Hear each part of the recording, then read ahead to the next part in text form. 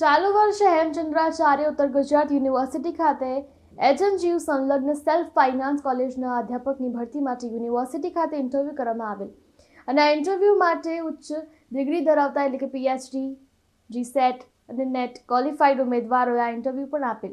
આ ઇન્ટરવ્યૂ અને અધ્યાપકની નિમણૂક પ્રક્રિયા પૂર્ણ થયે આજે 3 થી 4 મહિનાનો સમય વીતી ગયો છે, પરંતુ કેટલાક ઉમેદવારોને હજુ સુધી જે તે કોલેજ દ્વારા કોઈ પણ નિમણૂક અપાઈ નથી અને આ બાબતે યુનિવર્સિટી ખાતે અનેક વખત લેખિતમાં અને મૌખિક સ્વરૂપે પણ રજૂઆત કરવામાં આવેલ છે. આ રજૂઆત સાથે સેલ્ફ ફાઇનાન્સ કોલેજના ક્વોલિફાઈડ કાયમી અધ્યાપક માટે ભરતી, 7મું પગાર પંચ અને અન્ય 25 મુદ્દે યુનિવર્સિટીના નિયમો અને યુનિવર્સિટીના અનેક એવા બીજા પણ મુદ્દાઓ છે જેના પર પણ રજૂઆતો કરવામાં આવેલ છે. છતાં હજુ સુધી કોઈ પ્રકારની યોગ્ય કાર્યવાહી ન થતાં હવે તેમના દ્વારા શું પગલાં લેવામાં આવશે તે જોઈ લો. મારું નામ ડોક્ટર ભાવેશ કુમાર ખેમચંદ લેવાણી.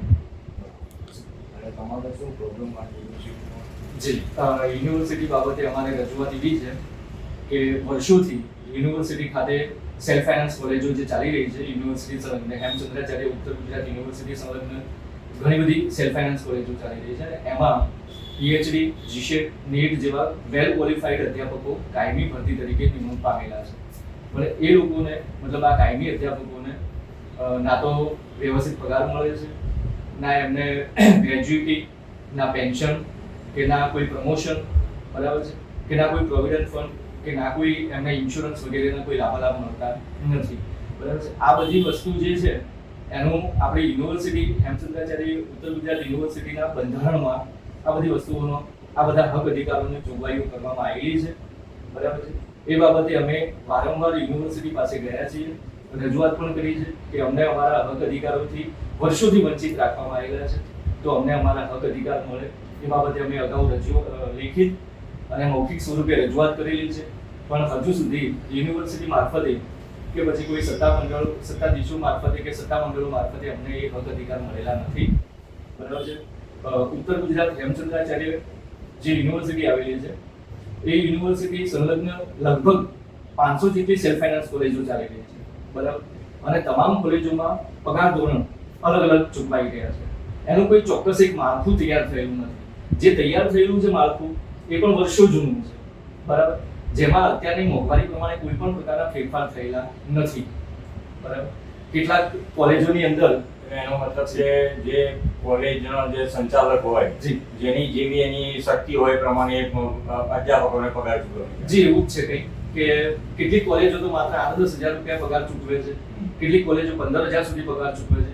પણ એનું પગાર ધોરણ જે છે એ ચોક્કસ એક નિશ્ચિત થયેલું હતું ઘણા વર્ષો પહેલા યુનિવર્સિટી મારફતે અને ટ્રસ્ટીઓ મારફતે એક બેઠક કરીને, જે અંદાજિત 16,500 જેટલું નક્કી કરવામાં આવેલું છે. એના પછી થોડોક સુધારો થયેલો છે, પણ હજુ સુધી 16,500 પૂરો પગાર પણ તમામ અધ્યાપકોને મળતો નથી. આની રજૂઆત તમે આગળ ઉપર પણ કરી છે યુનિવર્સિટી આગળ ગાંધીનગર. જી, અમે અત્યારે હાલના ધોરણે વારંવાર યુનિવર્સિટી જોડે આવીએ છીએ, કેમ કે અત્યારે સેલ્ફ ફાઇનાન્સ કોલેજો જે છે બધી સંલગ્ન સીધી છે યુનિવર્સિટી સંલગ્ન. એટલે અમે યુનિવર્સિટીના સત્તાધીશો, વીસી સાહેબ, રજિસ્ટ્રાર સાહેબ વગેરેની આગળ અમે આ બાબતની રજૂઆત કરેલી છે કે સાહેબ આપણે તમને ત્યાંથી શું જવાબ મળે છે? જવાબ અમને સંતોષકારક બિલકુલ જવાબ નથી મળ્યા હજુ સુધી. કેમ કે જો સંતોષકારક જવાબ એને જ કહેવાય કે એ લોકો કંઈક એક્શન લે, બરાબર છે. અમે છેલ્લા 6-8 મહિનાથી આ બાબતની રજૂઆતો કરીએ છીએ. એ એમની સત્તાનો ઉપયોગ કરી અને જે તે સત્તાધીશો, મતલબ કે જે તે સેલ્ફ ફાઇનાન્સ કોલેજના ટ્રસ્ટીઓ છે કે મંડળના જે કંઈ વ્યક્તિઓ છે, પ્રમુખ વગેરે, એમને મળી મુલાકાત કરી, એમની સાથે બેઠક કરીને આ બાબતે ઘટતું કરી શકતા હતા, પણ હજુ સુધી એ લોકોએ કશું કંઈ કર્યું નથી. ના વીસી સાહેબે, ના રજિસ્ટ્રાર સાહેબે કે ના કોઈ પણ યુનિવર્સિટીના સત્તાધીશોએ કોઈ પણ પ્રકારની કોઈ કાર્યવાહી કે અમને સંતોષકારક જવાબ મળેલો નથી. આ તમારું શોષણ થાય છે એ તમે સહન કરી લો. બિલકુલ વર્ષોથી શોષણ થાય છે. શોષણ અમારે કરાવવું પડે છે, એની અમારી મજબૂરી છે કે પીએચડી, જીસેટ, નીટ અમે કરીએ છીએ, બરાબર છે. આ વેલ ક્વોલિફાઈડ અમે અધ્યાપકો, અમે આટલી ઉચ્ચ ડિગ્રી મેળવીએ છીએ. એના પછી અમારે ગ્રાન્ટેડ કે ગવર્મેન્ટમાં જવું હોય તો અનુભવના અમને 2 માર્ક્સ મળતા હોય છે, બરાબર. એ અનુભવના 2 માર્ક્સ લેવા માટે થઈને અમે સેલ્ફ ફાઇનાન્સ કોલેજોની અંદર સેવા આપતા હોઈએ છીએ, બરાબર. આ સેવા જે છે 5 વર્ષનો અમારે હોય છે. 1 વર્ષના 2 ગુણ લઈ કે 5 વર્ષના 10 માર્ક્સ અમને ભરતીમાં ગણતરી થતા હોય છે. એ અમારી મજબૂરી છે કે 10 માર્ક્સ લેવા માટે થઈને અમે સેલ્ફ ફાઇનાન્સ કોલેજોમાં જઈએ છીએ. પણ સામે અમારી મજબૂરીનો ધરાહાર અમારી જોડેથી શોષણ કરવામાં આવે છે, બરાબર, એનો લાભ ઉઠાવે છે. બિલકુલ ગેરલાભ ઉઠાવવામાં આવે છે કે ભીખ જેમ આપતા હોય ને એટલો ઓછો પગાર ચૂકવવામાં આવે છે ઘણી સંસ્થાઓમાંથી, લગભગ મોટાભાગની સંસ્થાઓમાંથી બિલકુલ એકદમ ઓછો નહિવત જેટલો પગાર ચૂકવવામાં આવે છે, જે હાલની મોંઘવારી પ્રમાણે ખરેખર જોવા જઈએ તો વ્યાજબી નથી. મારું નામ ડૉક્ટર પાર્થ જોશી અને આપણો પ્રશ્ન એ જ છે કે ગત તારીખોની અંદર લગભગ 25 ઓક્ટોબર 25 ઓગસ્ટ આસપાસ જે ઇન્ટરવ્યૂ થયા યુનિવર્સિટીના, તો એની ધારાધોરણ મુજબ એવું હતું કે એમાં નેટ સ્લેટ અને પીએચડી કેન્ડિડેટને પ્રાયોરિટી મળે. તો એ રીતે અમે પીએચડી કેન્ડિડેટ છીએ. અધ્યાપક તરીકે અમારી જે કોલેજમાં અમને વરણી કરવામાં આવી, એ કોલેજે અમે જે તે વરણી કરી, પરંતુ 11 નવેમ્બરે હવે તો પરીક્ષા શરૂ થવા આવી. તો આપણો પ્રશ્ન એ છે કે એક અધ્યાપક તરીકે અમારે જવું તો ક્યાં જવું? કારણ કે યુનિવર્સિટીના ધારાધોરણ પ્રમાણે જે અત્યાર સુધી યુનિવર્સિટીએ કોઈ જવાબ નથી આપ્યો કે નથી અમને જે તે સંસ્થાએ હાજર કર્યા. તો વગર અધ્યાપકે જે તે સંસ્થા ચાલે છે, કોલેજ ચાલે છે, અભ્યાસક્રમ પૂર્ણ થઈ ગયા અને એની સાથે સાથે હવે માત્ર યુનિવર્સિટી ખાલી ઓન પેપર કરે છે, જેના માટે અગાઉ પણ અમે 3 થી 4 વાર લેખિત રજૂઆત, સામૂહિક રજૂઆત અને વ્યક્તિગત રજૂઆત વીસી સાહેબની ઓફિસમાં અને ત્યાર પછી રજિસ્ટ્રાર સાહેબ જોડે ગયેલા. તો ત્યાંથી અમને હજી સુધી એવો કોઈ પરફેક્ટ જવાબ મળ્યો નથી કે જેથી કરીને અમે એના માટે કોઈ જવાબદાર વ્યક્તિને મળી. હવે મારો પ્રશ્ન એ છે કે વરણી સમિતિની ફાઇલ થવી કે એ બધું જે પણ છે એ બધું યુનિવર્સિટી અને કોલેજની વચ્ચેનો પ્રશ્ન છે. અમને હજી સુધી કોલેજે કોઈ હાજર નથી કર્યા, તો હવે અમારે આગળ શું પગલું લેવું? આ અમારો મૂળ પ્રશ્ન છે.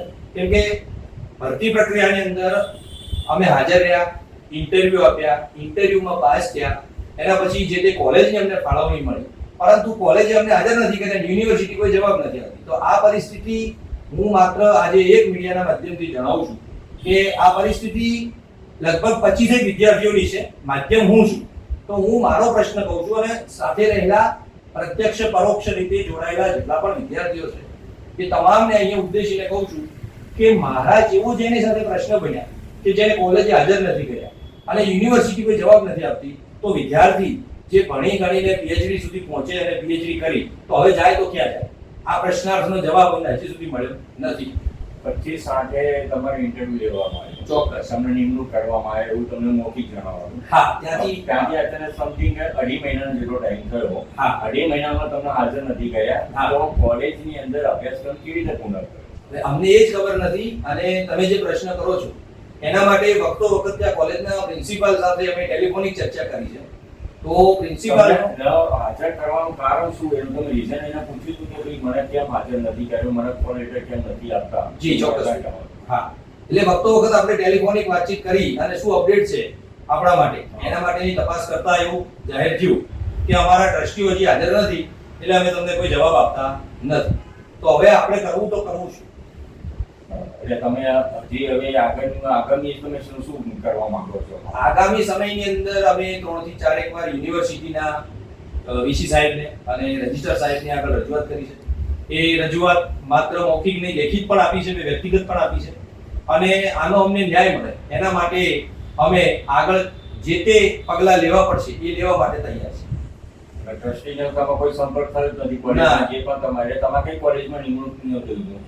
વીઆર પટેલ ખરા, VR Patel arts college Tharad. Arts college ખરા. એમાં નિમણૂક તમને કરવામાં આવી એવું તમને ત્યાં કઈ હા, કન્ફર્મેશન આપી? ત્યાંથી અમને એવું કન્ફર્મેશન મળ્યું. એના પછી પ્રિન્સિપાલ સાથે ચર્ચાઓ થઈ. પ્રિન્સિપાલ સાથે જે ચર્ચાઓ થઈ એમાં એવું કીધું મારા જે તમામ પ્રકારના જે ડોક્યુમેન્ટ છે એની આખી ફાઇલ તૈયાર થાય, એ આખી એકેડેમિક જે ફાઇલ તૈયાર થાય એ ફાઇલ પણ એ કોલેજમાં હજી જમા છે. પણ એ કોલેજમાંથી અમને હજી સુધી તમે અધ્યાપક તરીકે અમારી કોલેજમાં છો કે નહીં એ પ્રશ્નની કોઈ સ્પષ્ટતા મળી નથી. ખાલી મૌખિક તમને જણાવેલ કે તમારી નિમણૂક થઈ ગઈ. હા, અને એ દિવસ પૂરતી. એના પછી હવે માની લો કે આજની તારીખમાં આપણે એવી સંભાવના વ્યક્ત કરી શકીએ કે આજની તારીખમાં માની લો કે કોલેજ એમ કે હવે અમે તમને અધ્યાપક તરીકે રાખેલ નથી, તો એના માટે આપણે જે કોલેજ માટે રાહ જોઈને બેઠા હતા અને જીવન નિર્વાહનું શું, એક એ પ્રશ્ન છે.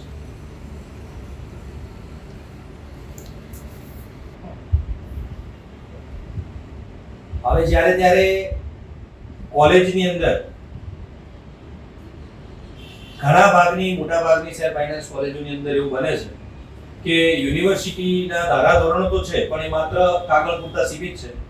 જ્યારે એ લોકો અલગ અલગ શેર ફાઇનાન્સ કોલેજો છે એ યુનિવર્સિટીમાં એવું જાહેર કરે છે કે અમને યોગ્ય લાયકાત ધરાવતો ઉમેદવાર પ્રાપ્ત થયો નથી.